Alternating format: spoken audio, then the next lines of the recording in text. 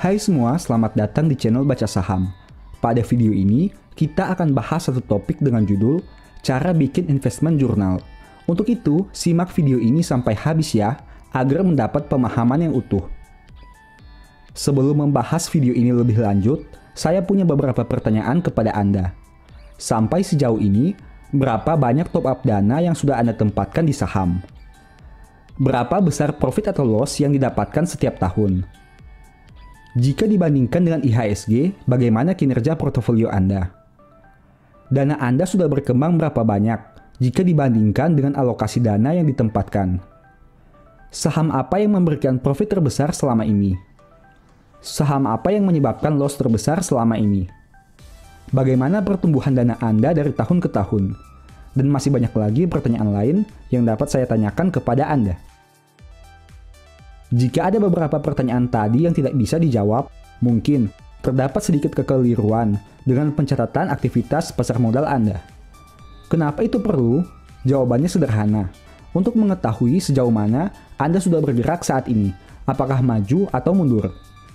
Jangan salah, banyak yang menyangka mereka sudah profit besar, namun kenyataannya sebenarnya tidak kemana-mana atau bahkan merugi.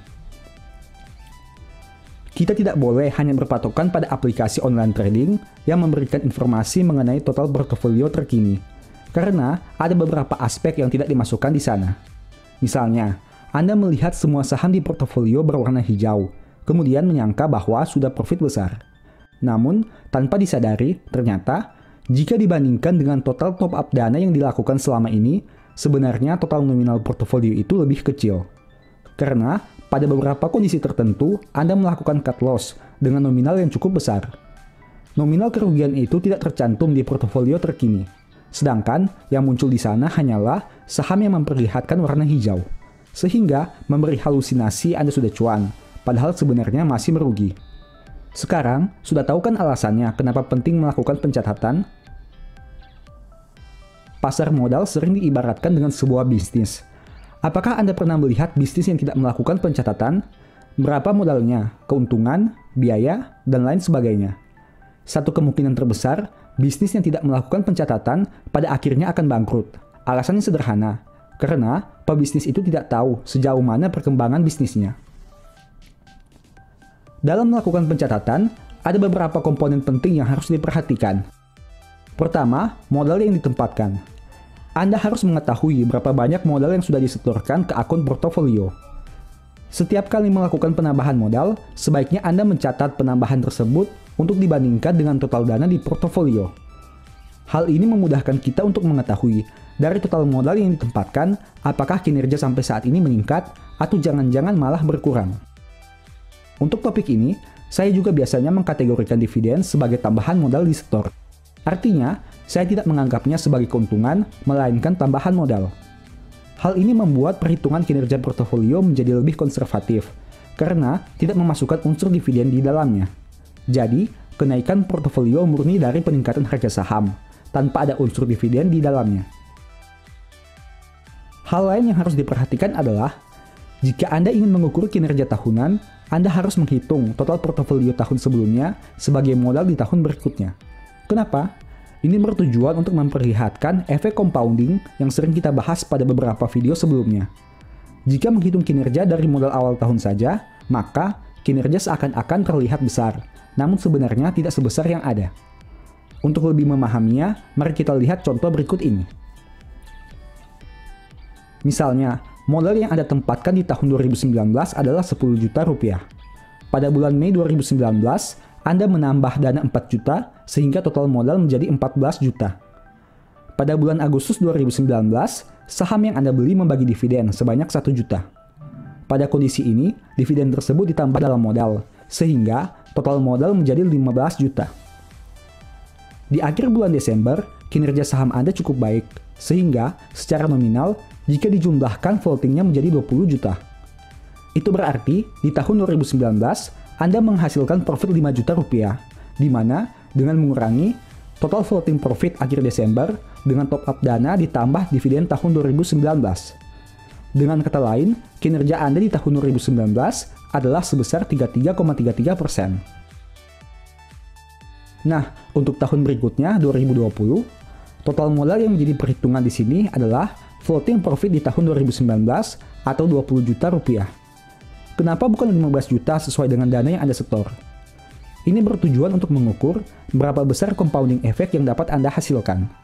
Misalnya, di akhir Desember 2020, Anda menghasilkan floating profit sebesar 25 juta rupiah. Jika menggunakan angka 15 juta, seakan-akan kinerja Anda di tahun 2020 tumbuh 66,67%. Padahal, untuk menghasilkan compounding effect, kinerja di tahun 2020 hanya tumbuh sebanyak 25%, di mana angka 20 juta yang menjadi dasar perhitungan modalnya. Kondisi ini sering memberikan halusinasi bagi investor baru, di mana seakan-akan mempunyai kinerja yang luar biasa. Namun, jika dibedah lebih jauh lagi, ternyata kinerjanya tidak sebaik yang dibicarakan. Itulah alasan kenapa kita harus menggunakan floating akhir tahun sebelumnya sebagai modal untuk menghitung kinerja tahun berikutnya. Poin kedua, aktivitas transaksi jual beli. Anda harus mencatat aktivitas transaksi jual beli yang dilakukan dengan memasukkan semua komponen biaya lainnya, termasuk fee broker. Kenapa ini perlu? Untuk membantu Anda agar tidak merasa senang jika hanya memperoleh profit yang kecil, padahal sebenarnya itu hanya halusinasi. Contoh, misalnya Anda membeli saham ABCD dengan menggunakan broker yang memberikan fee beli 0,16%. Harga beli saham tersebut adalah 3.000 per lembar sebanyak 1 lot. Itu artinya sebenarnya dana yang dikeluarkan adalah sebesar Rp300.480. Kemudian, Anda ingin menjual saham tersebut di angka 3.010 dengan fee jual 0,26%. Itu berarti sebenarnya dana yang Anda dapatkan adalah sebesar Rp300.217. Jika melihat sekilas, sebenarnya Anda sudah memperoleh keuntungan Rp10 dari aktivitas tersebut, di mana dengan mengurangi harga jual 3.010 dengan harga beli Rp3.000. Namun, jika menghitung dengan total biaya, sebenarnya dari transaksi tersebut, Anda masih mengalami kerugian sebanyak Rp263. Ini merupakan biaya yang cenderung diabaikan oleh pemula, sehingga menyebabkan portofolio mereka bukannya bertambah tapi malah berkurang. Dilihatnya untung, padahal sebenarnya masih buntung. Keuntungan lain yang bisa Anda dapatkan dengan menggunakan metode ini adalah Anda bisa mengetahui pada transaksi mana mendapat keuntungan paling besar, dan pada kondisi seperti apa juga Anda mengalami kerugian paling besar. Kondisi keuntungan itu dapat Anda manfaatkan kembali, dan kondisi kerugian itu dapat Anda jadikan sebagai pelajaran untuk tidak diulangi lagi. Poin ketiga, dividen yield. Hal ini sebenarnya tidak terlalu berpengaruh pada perkembangan portofolio Anda. Namun, saya membahasnya agar jangan sampai Anda melihat yield halusinasi di portofolio. Apa maksudnya? Mari kita simak penjelasan lengkapnya. Seperti yang kita bahas sebelumnya, rumus dividen yield adalah dividen per share dibagi harga saham. Nah, yang menjadi permasalahan di sini adalah angka harga saham yang digunakan. Jika Anda hanya sekali membeli saham pada satu harga, tentu tidak akan menjadi masalah.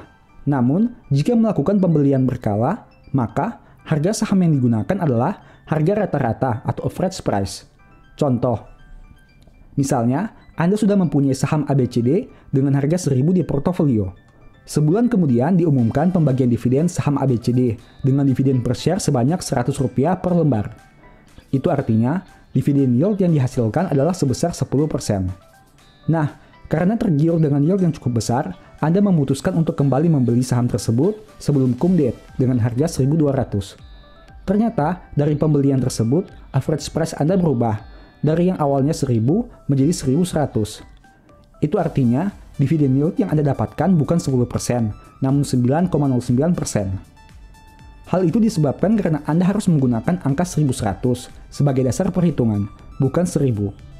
Itulah alasan kenapa sebaiknya kita melakukan pencatatan tersendiri, agar bisa mengontrol dividen yield yang kita hasilkan. Di akhir video ini, saya mau sedikit menampilkan cuplikan investment journal yang saya miliki. Siapa tahu bisa menjadi referensi bagi Anda untuk membuat investment journal yang lebih baik lagi ke depan.